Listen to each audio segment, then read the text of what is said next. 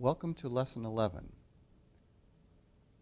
You will recall that we are in Chapter 2 of Part 1 of Whitehead's Process and Reality, and that Whitehead has proposed to us that there are 8 categories of existence. You'll see them on the screen in front of you. Eternal objects, subjective forms, propositions, multiplicities, actual occasions, contrasts, prehensions, and nexus. We have talked a good bit so far in this course about actual entities. They are drops of experience, happenings, moments in which the many become one. Whitehead believes that these realities, these actual occasions, are the very building blocks of the world around us, the building blocks of the universe, and of course the building blocks of our own lives. We ourselves, at any given moment, are actual entities, that is, moments of experience connected to everything else. Now we turn to the idea of eternal objects, which is very important to Whitehead. And perhaps we best begin by a very famous saying in Whitehead's Process and Reality. You'll read it before you. The safest generalization of the European philosophical tradition is that it consists of a series of footnotes to Plato. I do not mean the systematic scheme of thought which scholars have doubtfully extracted from his writings. I allude to the wealth of general ideas scattered through them. His personal endowments, his wide opportunities for experience at a great period of civilization, his inheritance of an intellectual tradition not yet stiffened by excessive systematization, have made his writings an inexhaustible mine of suggestion. And for Whitehead, Plato's writings were indeed an inexhaustible mine of suggestion. He appreciated Plato's notion that there exists, in addition to the actual world, a world of what Whitehead calls pure potentialities, somewhat akin to Plato's notion of forms. Pure potentialities which are embodied here and there and other places in the world, but which also transcend the world in some sense. They are, for him, eternal objects. Now this raises the question, what does eternal mean? In Whitehead's thought, eternal does not mean something that goes on and on forever. Whitehead uses the word everlasting to name something that goes on forever. And he ends up saying that God is everlasting. God has no beginning and no end. We'll discover a bit later that for Whitehead, the universe also has no beginning or no end. But when you talk about something that is devoid of beginning and end and goes on forever, you're talking about something everlasting. Eternal for Whitehead has a different meaning. Eternal refers to something which, when considered in abstraction from particular historical contexts, has a timeless quality. Now, what does object mean in Whitehead's thought? An object is anything that can be experienced or prehended in any way. An object is not necessarily actual.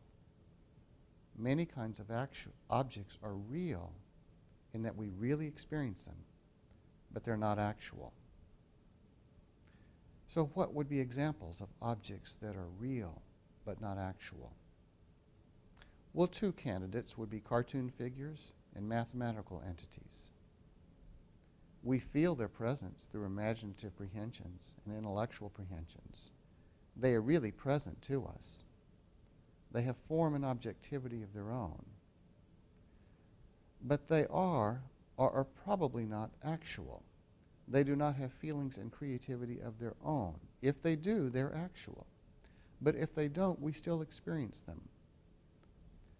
So this raises the question, well, what is the ontological status of these objects?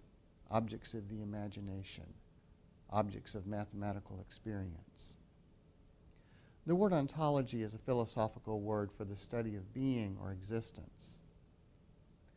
And Whitehead's answer is that some of the objects we experience exist as potentialities, even if they do not exist as actualities. Thus, for him, there are 2 basic kinds of reality: actuality and potentiality. And this takes us then back to eternal objects. Whitehead does believe, as I've said, that when we experience some kinds of potentialities, they have a kind of timeless quality.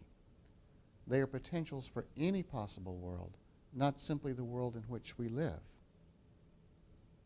And we feel the presence of these potentialities with our minds in what he calls the mental pole of experience. We feel them through conceptual prehensions, acts of the intellect. So is Whitehead Platonic?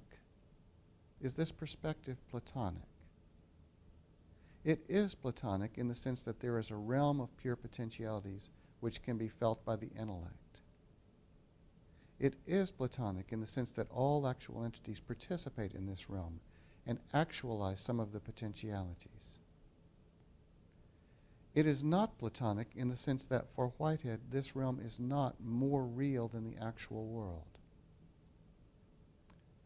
Whitehead actually believes that the actual world is in its way more real than this potential world, in the sense that if we ask why things happen, they do not happen because the world is an unfolding of timeless objects. Things happen because decisions are made in our world by actual beings, human and non-human too. The natural world has decision-making power as well. That's why things unfold. So this is not Hegelian. The world does not unfold according to pre-established ideas. It's not an unfolding of logic.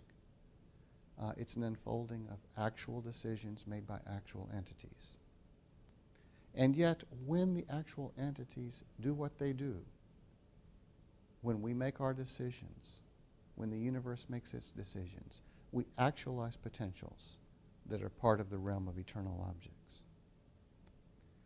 Now, Whitehead talks about two kinds of eternal objects: potentials for responding to the world in the immediacy of the moment, and potentials that are part of the objective world as experienced in the moment. So moods, emotions, feelings, anger, tenderness, hope, despair, those are what he calls eternal objects, are pure potentials of the subjective species. They are part of how we respond to the world we experience. And then he also talks about eternal objects of the objective species that include the patterns that are part of the world we experience, that are studied by the natural sciences. His idea has relevance to the arts. The creative and performing arts can be understood as activities in which human beings perform pure potentialities of the subjective species, presenting them for others to behold and feel. We see moods, we see emotions through the creative and performing arts. Now, for our part, we may or may not think that potentials are eternal. But many artists would say that they are displaying timeless realities in temporal form. This idea has relevance to the sciences too. Science can be understood as an activity amid which human beings seek to understand the recurring potentialities in the natural world, with particular attention to those with mathematical qualities. In a way, sciences are performing art too. It shows us the structures, the patterns of the natural world.